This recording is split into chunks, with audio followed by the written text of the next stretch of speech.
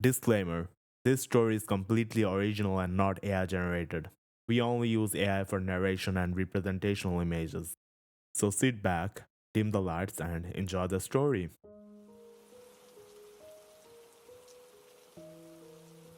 Nobody could possibly be expecting much when they applied for a job at the Golden Rooster, and Marlene was certainly no exception.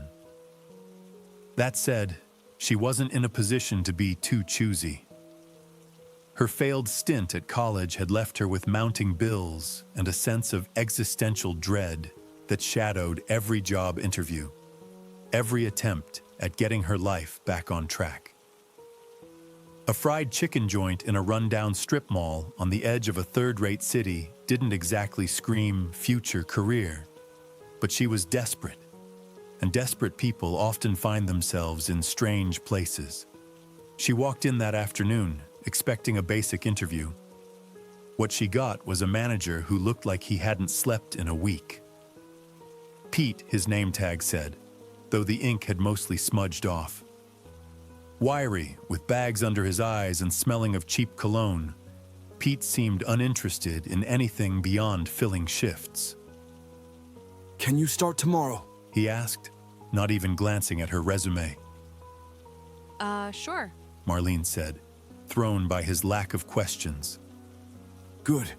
First shift starts 5 in the afternoon. Be on time." And with that rigorous interview completed, she was hired. The place had an off-putting smell that was more than just the usual fast food scent, something heavy and old that clung to the air. But she ignored it. A job was a job. At least that's what she told herself as she walked out of the restaurant. Her first day started off weird. The other employees made her uneasy in ways she couldn't quite put into words.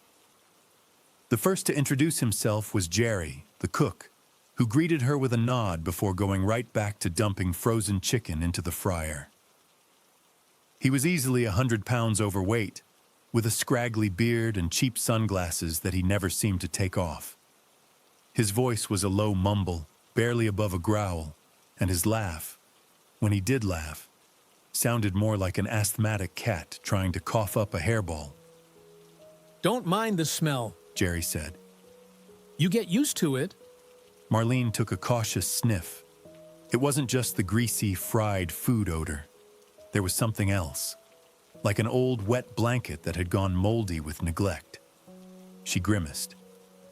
Is it normal? She asked, trying to be polite. He chuckled, a strange, rattling, wheezing sound. "Depends on what you call normal around here." She didn't get the chance to ask what he meant, because that's when Dina sauntered in. Dina worked the register, though that seemed like the least of her worldly concerns. She was tall and willowy, with jet black hair that hung in lank strands down her back. Her eyes, though, were what really unsettled Marlene. Sharp, cat-like, and always watching, even when you didn't think she was paying attention. In contrast, she spoke in a soft, sing-song voice that seemed to float in the air long after she'd stopped speaking. "You're new," She said, her gaze boring into Marlene's soul. Yeah, just started today. Marlene replied, feeling like a rabbit being scrutinized by a hawk. "You'll fit right in." Dina said, with an unsettling grin that showed off a set of slightly crooked and oddly sharp-looking teeth. "But don't eat the food. It's heavy." Heavy how? "It's just advice." Dina said, her voice lilting in a way that left Marlene unsure whether she was being helpful, cryptic, or simply trolling her. Then there was Rahul, who had supposedly been working at the Golden Rooster for over a decade, ever since the day he's arrived from India.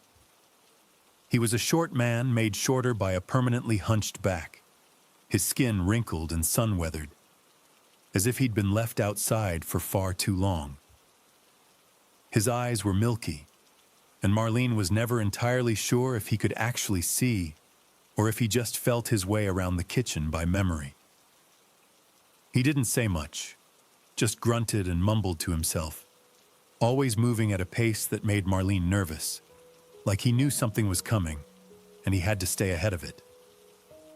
But it was Esther, the overnight janitor, who disturbed Marlene the most.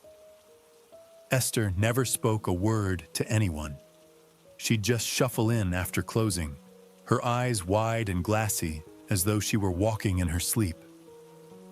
She cleaned meticulously, too meticulously, as if her life depended on scrubbing every inch of the floor until it gleamed. Marlene had once caught her wiping down a wall near the kitchen where there was literally nothing to clean, her fingers moving in slow, methodical circles over and over again. The strangest thing about Esther, though, was the way she avoided the fryers. Every night, she cleaned around them, but never once did she touch them. She never even looked at them, at least not directly. Her avoidance was so intense that it couldn't be anything but deliberate. It was almost ritualistic. It didn't take long for Marlene to realize that the fryers were the heart of the Golden Rooster, and not in a good way. They hummed and gurgled all the time, even when turned off.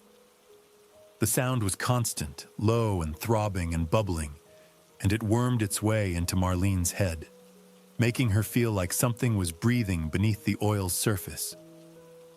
Don't mess with the fryers. Jerry warned her on her second shift, when she'd accidentally splashed some oil trying to clean the area around them. They've been here longer than Rahul has. How long's that? Marlene asked, wiping her hand on her apron. Long enough, Said Jerry. There's a system, you know, and you don't mess with the system. What system? Jerry didn't answer. He just chuckled his hairball chuckle and went back to work, throwing more unmarked chicken into the bubbling oil. The fryer hissed as if it were angry. As the days went on, Marlene started to notice something else. Her co-workers all had weird little routines, like they were following unspoken rules. Dina would keep her head bowed when around fryers. Jerry always hummed a low tune when he walked past them. And Rahul, well, Rahul stayed as far away from them as humanly possible. And it was Rahul who gave her the first real warning. Never go in the freezer after dark. He muttered one night as they were closing up. Huh? Why? Asked Marlene. Rahul looked around as if someone might be listening. Things change after dark. Before Marlene could press him, he shuffled off, muttering to himself in that creepy as fuck way of his. Marlene couldn't stop thinking about it. It was stupid, she knew. Some kind of nonsense Rahul has made up. But the strange warnings, the unsettling behavior, and the endless hum and bubbling from the fryers were really starting to get to her. One night, long after closing, Marlene was stuck cleaning the kitchen alone. Pete had taken off to attend some obscure K-pop concert, leaving her to finish the last of the closing tasks. The fryers hummed louder than usual, their greasy smell thick in the air. And as she wiped down the counters, she heard something, faint but unmistakable. A rapid, swirling, bubbling sound. She paused, staring at the fryer. The oil inside was dark, almost black, even though it had been changed that afternoon. She took a cautious step closer, and the sound grew louder, more insistent. She leaned over the fryer, peering into the oil, and that's when she saw it. A ripple like something moving just beneath the surface, and then a flash of something white? A stray piece of chicken? Marlene yanked her hand back just as a deep liquid roar erupted from the fryer, followed by a splash of oil that nearly hit her in the face. She stumbled backward, her heart racing. What the fuck? She cursed.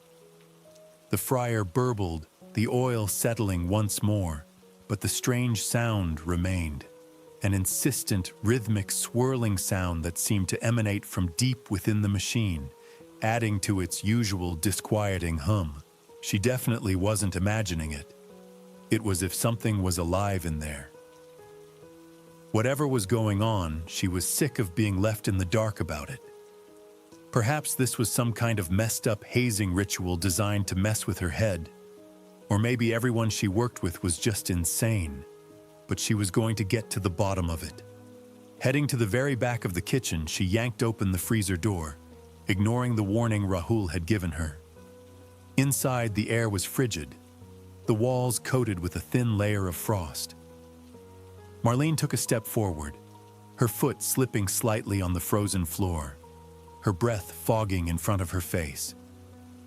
As usual, the back wall of the freezer was covered by stacks of boxes, unmarked and unlabeled, and opening one, she peeked inside. There was meat in there, but whatever it was, it sure wasn't chicken. It was slick and rubbery despite the cold, glistening with a strange, oily sheen that didn't look remotely healthy, let alone appetizing. It just looked wrong, like the meat had come from something more embryonic than fully formed. Gagging, she quickly shut the box, inwardly thanking Dina for telling her to never eat there. Her stomach churned as she took a step back, her mind racing. This wasn't right. None of this was right.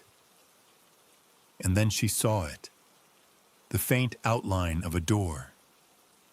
At the back of the freezer, mostly hidden behind the boxes, was a small metal door she'd never noticed before.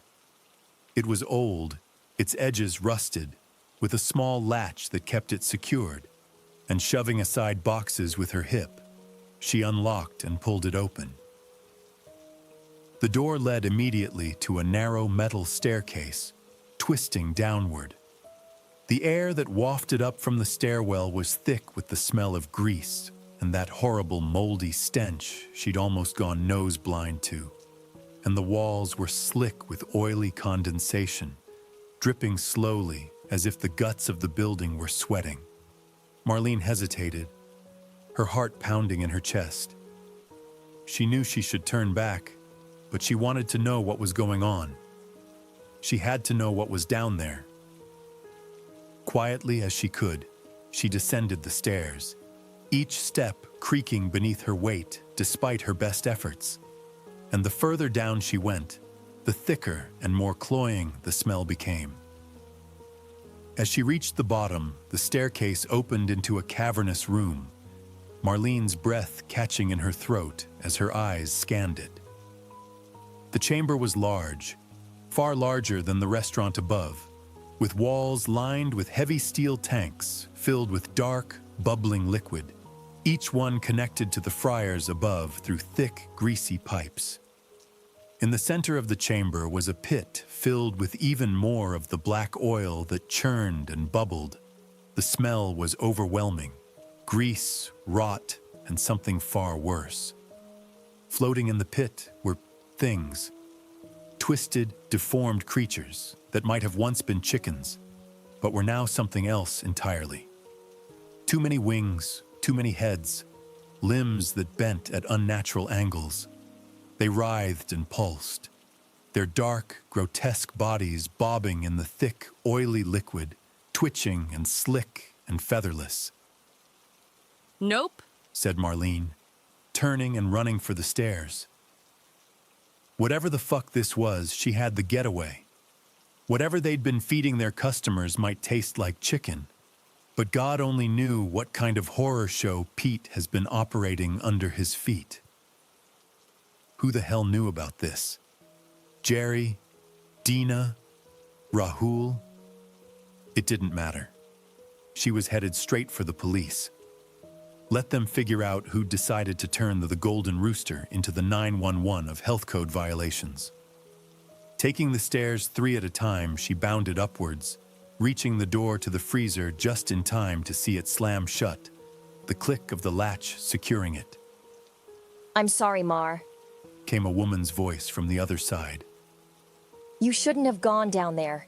It's like Jerry says. There's a system, and you don't mess with the system. Marlene slammed herself against the door, but it was shut tight and surprisingly strong. She didn't recognize the voice, but she knew exactly who'd just locked her in. Let me the fuck out of here, Esther. I swear to God I won't tell anyone about whatever you're doing here. Just let me out. A sudden, sloshing, bubbling, gurgling sound echoed up the stairwell from below, the foul stench that had been emanating from the pit quickly growing far more intense. Marlene turned, covering her mouth to stifle the horrid smell. But then she heard the sound again, and again, and again. Esther, for fuck's sake, let me out. Don't be scared, March. You'll be all right. It didn't hurt me, just like it didn't hurt Pete or Jerry or Dina. It's just going to adjust you.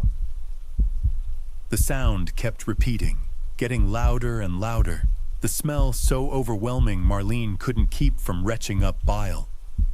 Desperately, she hammered at the door, sobbing and screaming as she heard the stairwell creak, the weight of something heavy upon it, making its way upward.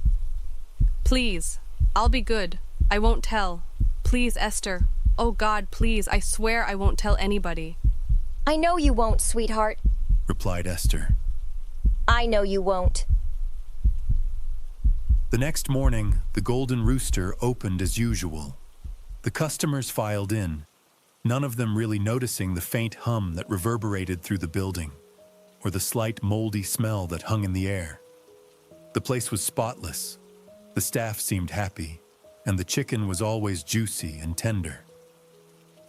Behind the counter stood Marlene, hands trembling as she handed out tray after tray of hot, freshly fried chicken. Her body ached from the changes within her. Her mind screamed at her to run, but deep down she knew she was never going anywhere, and what was now inside her would gradually build up inside the customers, one delicious meal at a time. She glanced over at the Friars, where Jerry hummed his low tune and Dina smiled her crooked smile. And beneath the oil, something shifted. Like and subscribe for more horror and mystery stories.